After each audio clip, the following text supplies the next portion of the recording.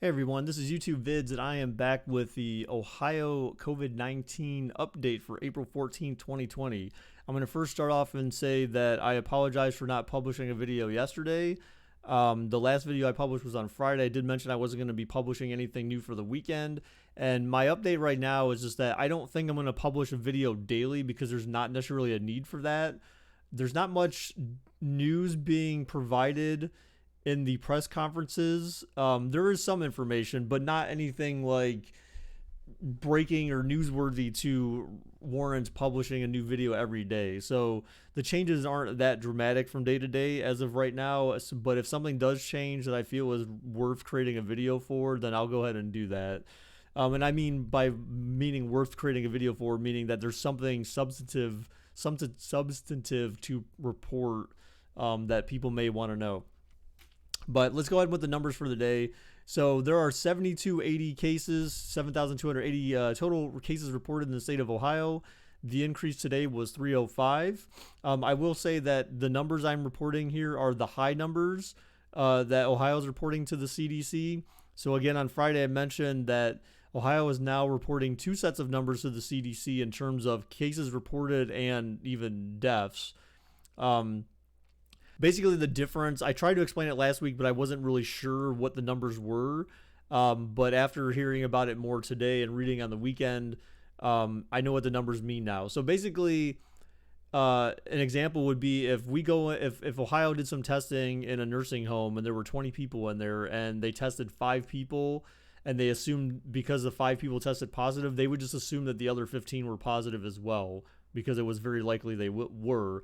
And so those numbers are being reported differently to the CDC. So I'm giving you in these numbers the higher of the two numbers. So I'm not shortchanging or leaving anything out or underreporting any information. I'm reporting the higher of the two numbers, which makes these numbers look bad, but it's actually in a way kind of better for us. And I'll explain why in a minute.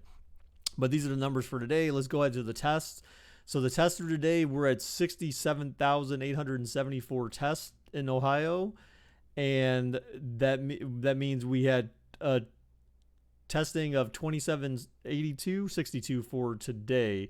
As you can see, the numbers for the 13th were lower, and again, I didn't report on anything Saturday and Sunday, but they did report numbers for Saturday and Sunday. Actually, before they weren't really publishing those to the website until Monday, and so they are publishing these numbers over the weekend actually. So all right, so the last graph I want to show here, and again, we showed this already.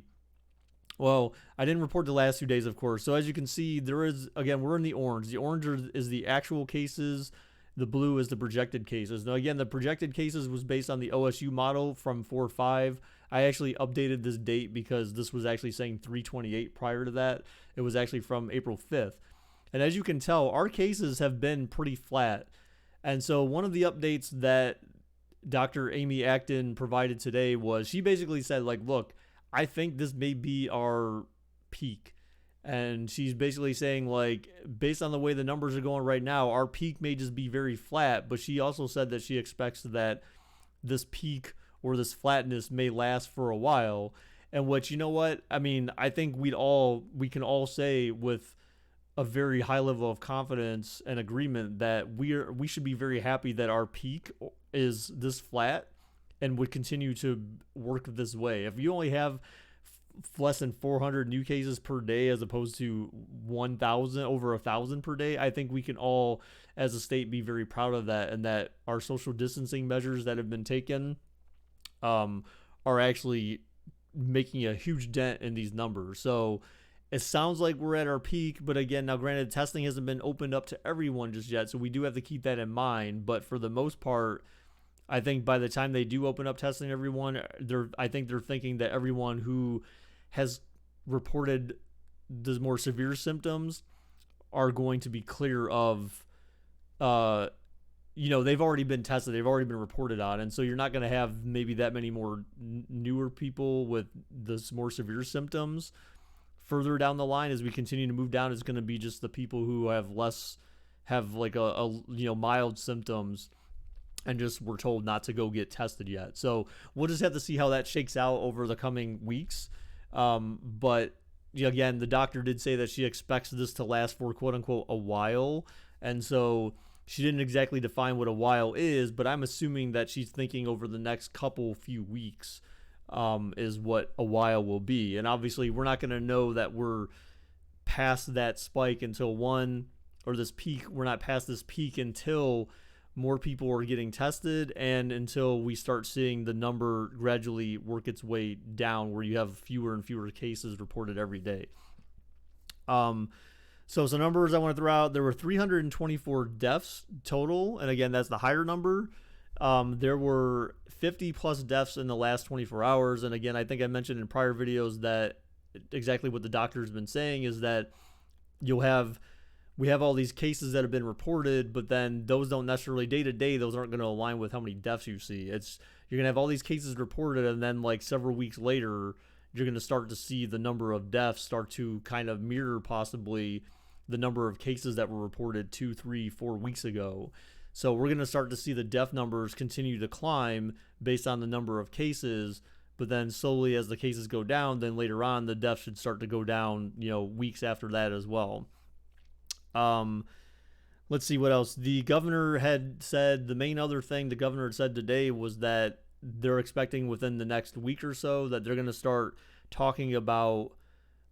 releasing more information as it's discussed, to start making us informed of how businesses may plan to start reopening things. Now, again, the reopening is not going to happen until anytime after early May, very likely. I don't think that he's going to rescind the stay-at-home order until after sometime in May, where he just won't extend it.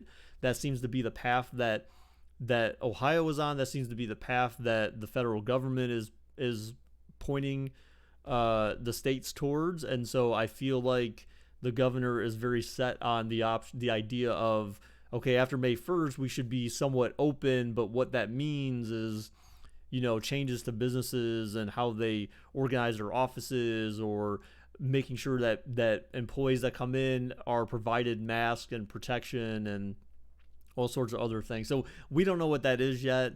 I'm sure the state's going to mandate several things for that to happen, but that information has not yet been released. And so hopefully over the next week or so, that'll be true, that we'll start to learn more about what reopening will mean to our state.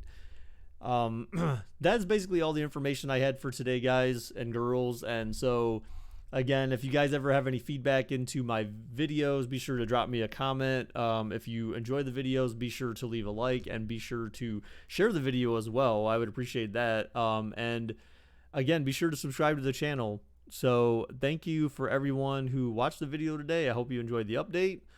The next video will be when I have some more relevant and substantive information to provide. So thank you again, everyone. And until next time, bye-bye.